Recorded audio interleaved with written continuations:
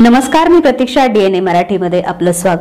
महानगरपालिकेच्या अतिक्रमण विरोधी पथकानं कोठला परिसरात धडक कारवाई करत अनेक बेकायदेशीर अतिक्रमणे हटवली.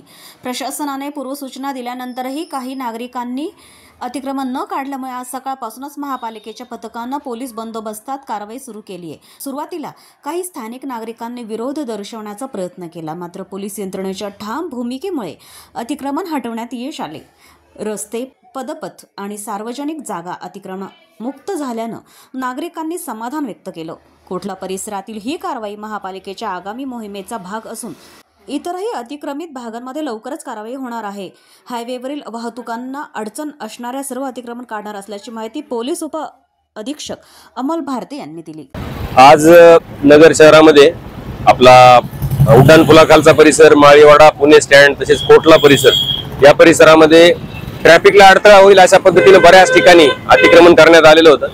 महानगरपालिकेच्या अधिकाऱ्यांच्या मदतीने आणि त्यांच्या सहयोगाने आज ते सर्व अतिक्रमण काढण्यात आलेलं आहे. बाकी पण ठिकाणी अशा पद्धतीने जिथे ट्रॅफिकला जिथे अडथळा होत आहे, बऱ्याच वेळेस असं होत आहे की ॲम्ब्युलन्स अडकत आहे, सिनियर सिटीजन आहेत ते कुठं चाललेले आहेत ते अडकून बसत आहेत आणि त्यामुळे ट्रॅफिकचा खूप प्रॉब्लेम होत आहे.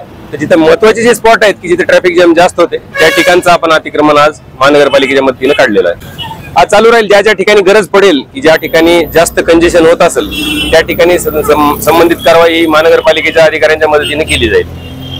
धन्यवाद.